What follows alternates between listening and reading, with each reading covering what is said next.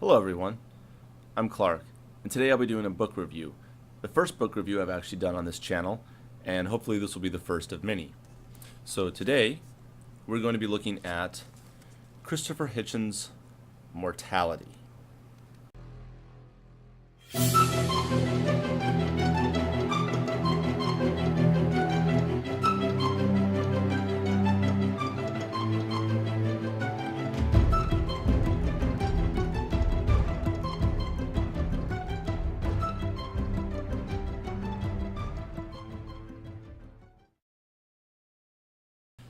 In this book, Christopher Hitchens documents his battle with cancer. In 2010, he was actually diagnosed with throat cancer, esophageal cancer, I believe to be exact. And it was devastating to him.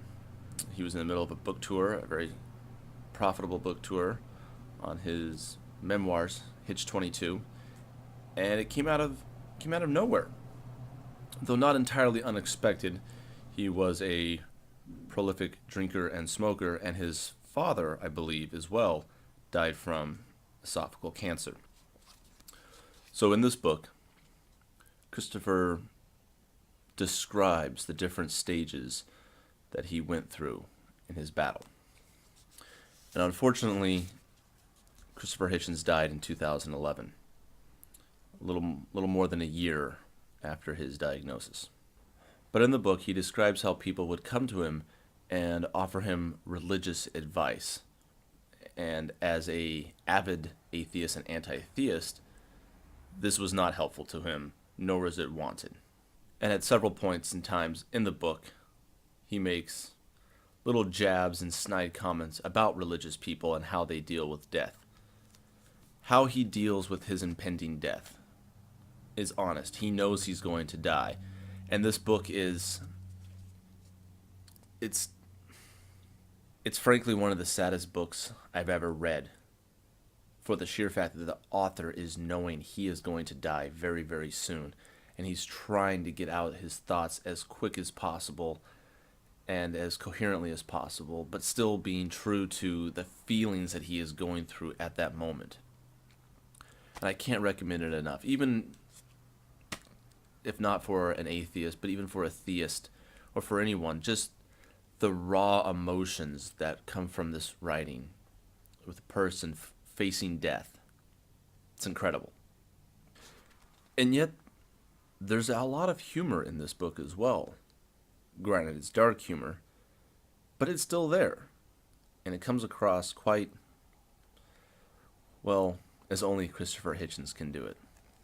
For example, he writes, "Like so many of life's varieties of experience, the novelty of a diagnosis of malignant cancer has a tendency to wear off. The thing begins to pall, even to become banal.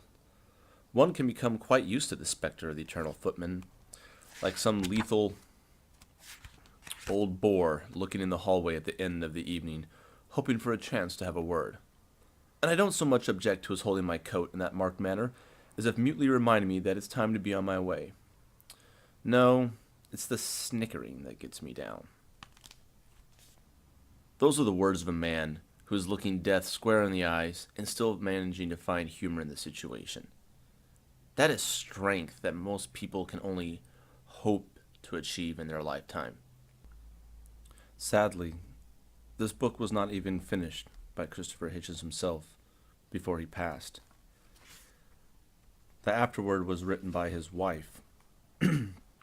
And the last chapter that was written by Christopher himself is a mixture of jotted down ideas and paragraphs that he wanted to say but didn't have time to fully form. The last paragraph that he wrote: "From Alan Lightman's intricate 1993 novel Einstein's Dream, set in Bern in 1905. With an infinite life comes an infinite list of relatives. Grandparents never die, nor do great-grandparents, great-aunts, and so on, back through the generations, all alive and offering advice. Sons never escape from the shadows of their fathers, nor do daughters and their mothers. No one ever comes into his own. Such is the cost of immortality. No person is whole. No person is free." seems at that point that Christopher Hitchens was almost wishing to die, as the pain had probably become near unimaginable. But his mind was still clear and razor sharp. And it comes through, obviously, in this book, which is why I can't rate this book high enough. I'm only going to give an 8 out of 10. It's short, and so it's unsatisfying. It's unfinished, and that's unsatisfying as well. But all those shortcomings still, they almost work. You really see that this is the last work of an author. You know what, screw that, I'm bumping it up. This book is getting a 9 out of a 10. And I don't think that there is a perfect book out there that deserves a 10 out of a 10. But this is probably the closest thing that I'll come to seeing a book like that. So that was Clarky Reads book review. I'm not sure what I'm going to call this yet. But if you like this video, please feel free to like, subscribe, and of course leave a comment down below telling me what you thought of this book if you have read it, or if this review inclined you to go out and buy this book. If you have any other books that you would like me to review, or you'd like me to keep on doing this sort of thing on my channel, please let me know in the comments down below. And as always, thanks for watching.